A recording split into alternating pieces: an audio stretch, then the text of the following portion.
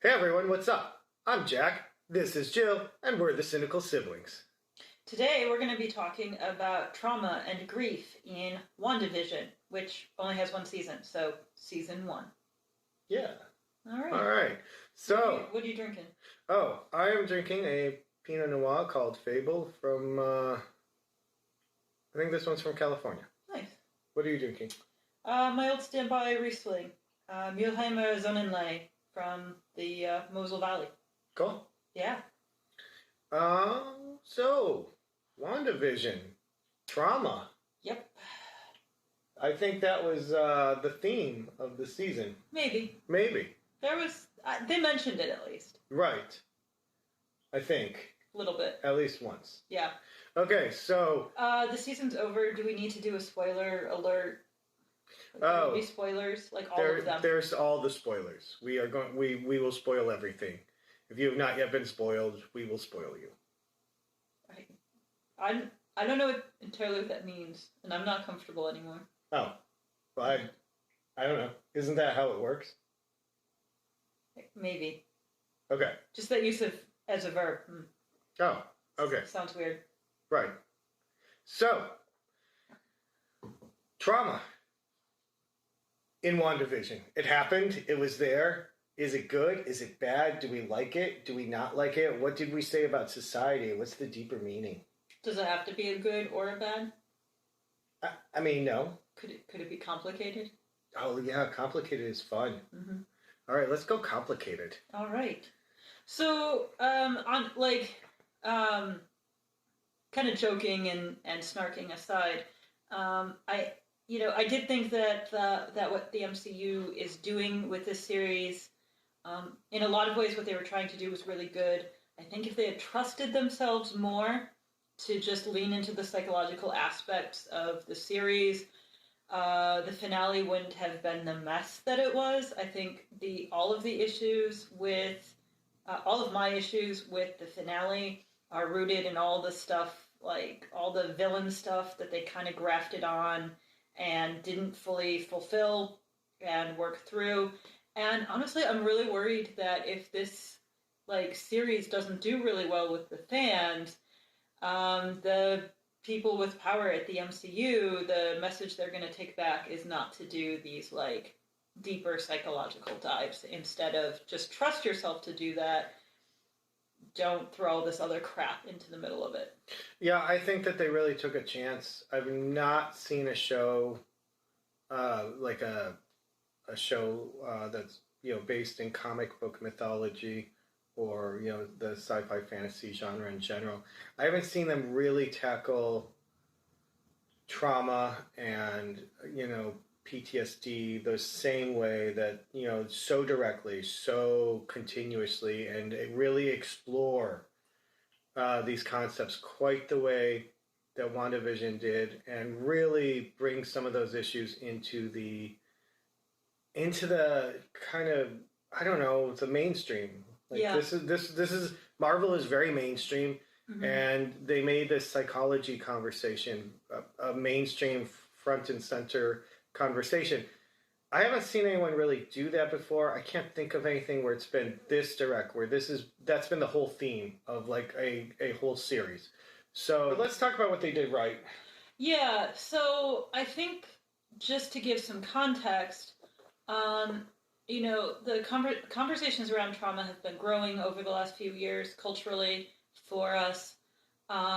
And the idea of being trauma-informed has become a common theme in nonprofit circles, social justice circles, etc. And I think one of the conversations that our culture really needs to have is that pain and trauma are not the same thing. And I think it's really important to create that context here before we go on to talk about Wanda's trauma, just to make sure that we're kind of clear. Because I feel like throwing something out there calling someone a snowflake, for example, has been kind of a common thing. And I think that a lot of where that's coming from is this conflation of pain and trauma. So current understanding, we think, is that trauma doesn't get created because something bad happens to you. Trauma is created when something bad happens and you don't have resources to process through it. So that could mean that you don't have emotional resources because you weren't taught those tools and coping mechanisms in childhood. It could mean that your family or close folks don't understand what you've been through and are not supportive. It could mean you don't have the financial means to seek the therapy or other treatment that you need, etc. And so trauma seems to be created in the mind and in the body because something bad happened and it gets stuck there because you can't cope with it, you can't move through it, you literally don't have the tools. And I just want to be really clear about that because as we're talking about Wanda's journey, in a lot of ways, what the MCU is doing with WandaVision is really trying to tackle the idea of trauma in general. So it is about Wanda, and it's about a wider context, because as we've established, we haven't really seen a TV series do this to this degree before. I think it should be noted, too, that trauma isn't just some sort of bad moment in someone's head. There's a real physiological, measurable process that happens to the nervous system and to your hormone balance as a result of trauma. So these psychological effects have real physiological, measurable impacts on the human body. So this isn't just a bad day. This isn't just, I don't like eating mushrooms and so I am traumatized. That's one of my bad days, is if I have to eat a mushroom. But that is not trauma. You know, there's a physiological impact that trauma has on the body that is very real, and I think that, I think it would be a mistake for someone to just say, like, you know, oh, Wanda was in a bad mood, or or something, you know, or anyone who's going through trauma is just having a bad moment. It's much more significant than that.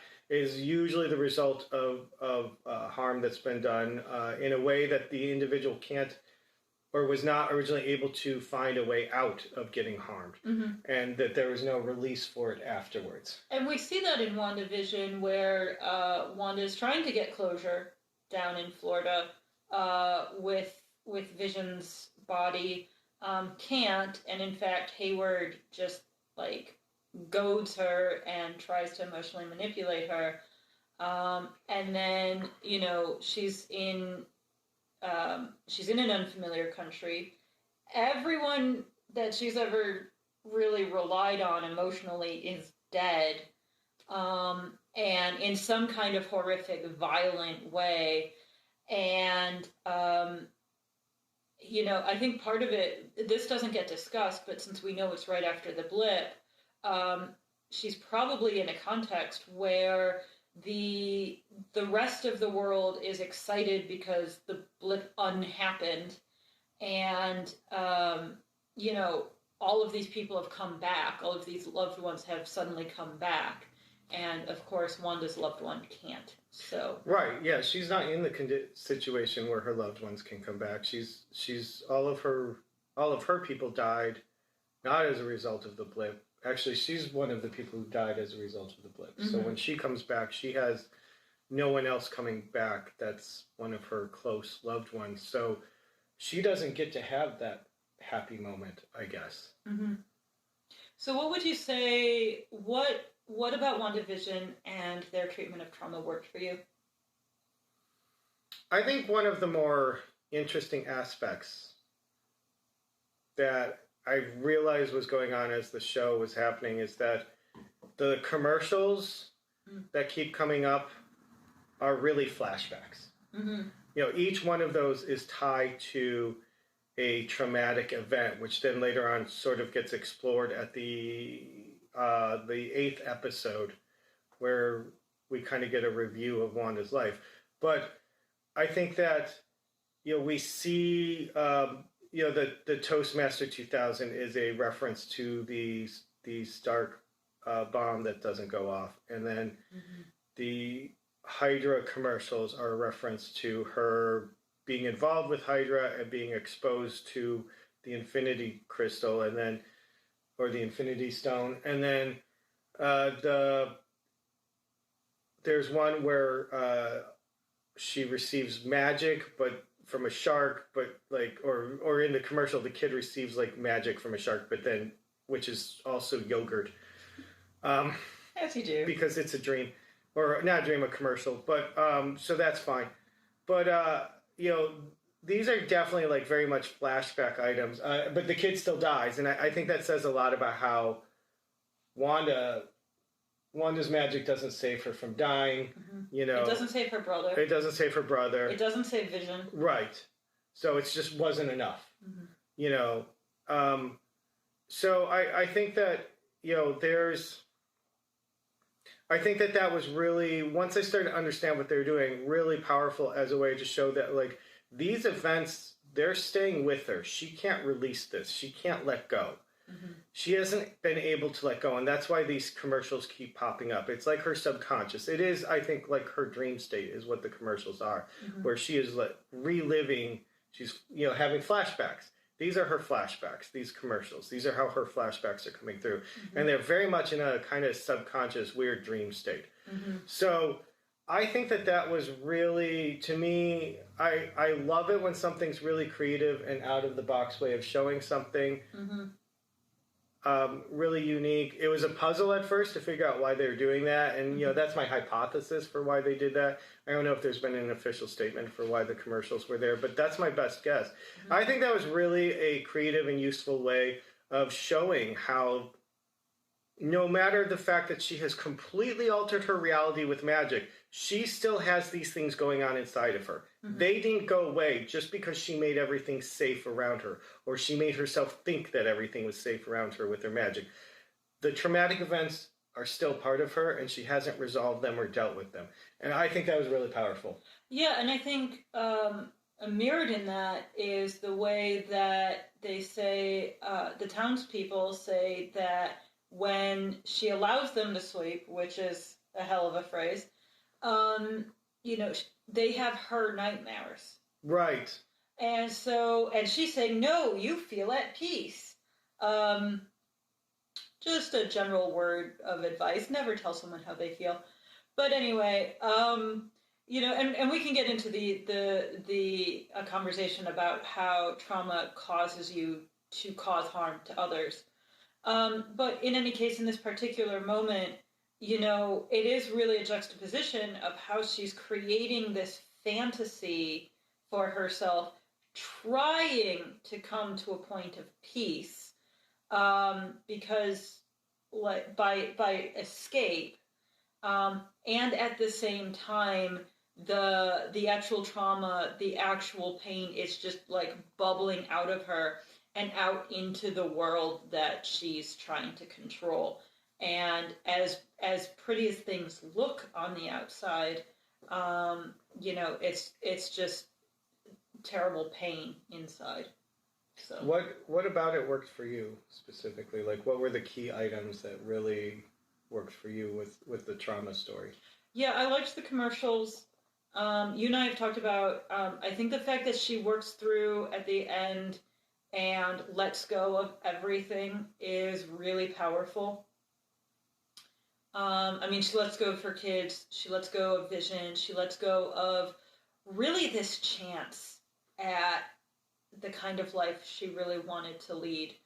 And, you know, she lets go of those things with, I would argue, maybe a little more grace than I would anticipate someone over the course of give or take a week. But having her move through that, what you had told me about how they handled it in the comics decades ago, where Agatha removes her memories because of the children because they're not real at that time. Right, and like she just can't process through any of it. Kind of, yeah, that just sounds terrible, and that sounds like some 1980s logic, which leads me into another piece, which is that I feel like this series is an intentional shift, a cultural shift from the belief that trauma is a type of weakness. And I feel like we get that really clearly laid out for us in the very first episode, where Mr. Hart chokes, nearly dies in this made-up world that they have, and in true 1950s fashion, just jumps up and is like, "Okay, Vision, let's talk about your promotion," and then leaves. Which feels like something you would actually kind of get in a 1950s sitcom, where they call back to it with the Malcolm in the Middle episode, where the dad, I can't think of his name, puts the last nail into the porch overhang, and then it all just like slams down onto him. And Vision's like, "Oh, it's funny because of the grievous bodily injury he's suffering." And Wanda's like, "No, it's not that kind of a show." So to talk about the way that in a lot of sitcoms, we have these really horrible things happen and then we laugh about them. That feels like, kind of a cultural place that we've been stuck in for a long time. And I feel like this is not only a discussion, this whole series, WandaVision as a series, is not only a discussion of, what's really happening under the surface, but it's also a next step in the conversation about like how trauma actually happens, how to process through it, what processing through it actually even means, and how to not just like wave it off as though everything's fine and go off into the next episode as though nothing in the previous episode happened.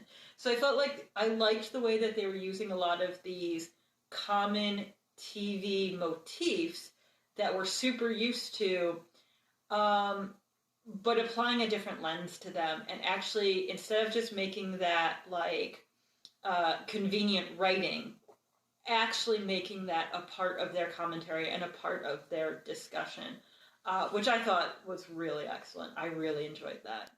I think it's really interesting too that normally superpowers are reserved for super fights. Mm-hmm. You use your super strength to beat down the super bad guy. I thought it was really interesting here that all of her powers, for the most part, were used pretty much to as part of her process of dealing with her own psychology. So she intentionally creates a safe space. Mm-hmm. And that's, dealing with fear is one, and trying to create a safe space for you is one of the coping mechanisms of dealing with trauma. So like she tries to do that. I think another piece of trauma is that a lot of times people unintentionally harm the people around her. And that is definitely what happens in the show, where the entire town is harmed by Wanda's trauma. And this is all facilitated through her magical powers. Mm-hmm. So I think it was a completely different way to use superhero mechanics to tell a completely not superhero story. I don't know if I can think of a moment where that's happened or where that's been center stage. Yeah. I kind of think it's almost too bad that we fell back on this like witch versus witch, Vision versus Vision story at the very end. Hayward versus everyone. Right, versus children. Yeah. Because Hayward needs to shoot at kids. That's what made him terrible, not everything else before that. We just needed that really shoved in our face. Right, that this is really a terrible human being. I just think that's really interesting that instead of the whole series being about like how quickly can superheroes save the day from the super bad guy, the powers are used in a completely different way with a completely different storyline through it. I like that. I thought that was interesting and clever. Well, yeah, and to that point, like, if you had the Scarlet Witch's abilities, what would you do with it? Like, for real, if you were in a traumatic moment or, like, all of these things. So I think it just takes that conversation that, first off, we all have when we watch these things. Well, if I had that, Right. Sure, yeah. If I could do that, I would. Right. And also examines it. Like, if this is actually your reality, that you can do this thing that she does, If you can recreate reality, recreate the universe so that it broadcasts your ideal world, and you are in just a point of crisis, you would, like, anything, like, so anytime that you're in a point of crisis and you reach for what you have, which could be anger and blaming other people, it could be drinking, it could be drugs, it could be any of these things. It could be shutting other people out. It could be gambling. It could, whatever coping mechanisms we all have, eating way too much fatty food. Like, these are all our coping mechanisms. If we could do what Wanda does, I think we would. So I think it's doing this thing. The MCU's been really good at doing this thing of having superhero characters, but also going character first. So the powers that they have become part of the person. The person isn't there to embody the powers. And I really appreciate that. I think it's really awesome. Yeah, and my only weakness I see in the series is that at the very end, we kind of...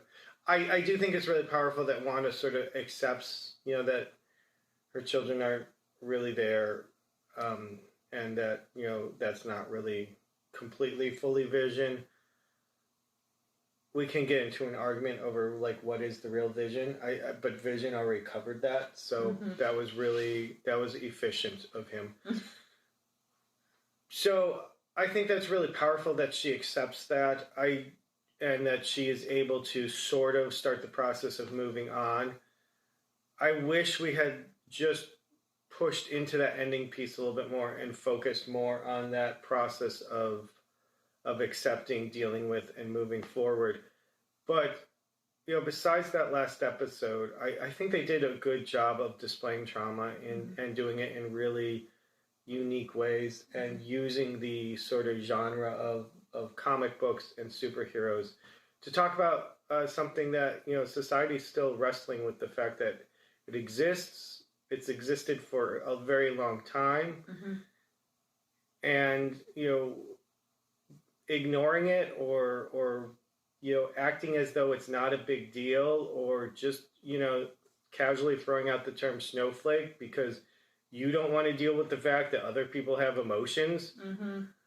That is total avoidance behavior. Yeah, I mean, like, deal with your own mental problems there if you can't handle the fact that other people have mental problems. I mean, that's your psychology, really. So, okay. Yeah. That's all I have to say on Wanda's trauma. I think we covered the trauma. Okay. All right, stay tuned for the next episode where we talk about, is Wanda a good witch or a bad witch? Oh, that's interesting. Also, you should like, subscribe, and click the bell. Yeah, that thing. Oh, and comment. Yeah. And what else are we supposed to say? Watch our next video? Yeah. I don't know. Great. We are so good at this. Yeah. Cheers. Cheers.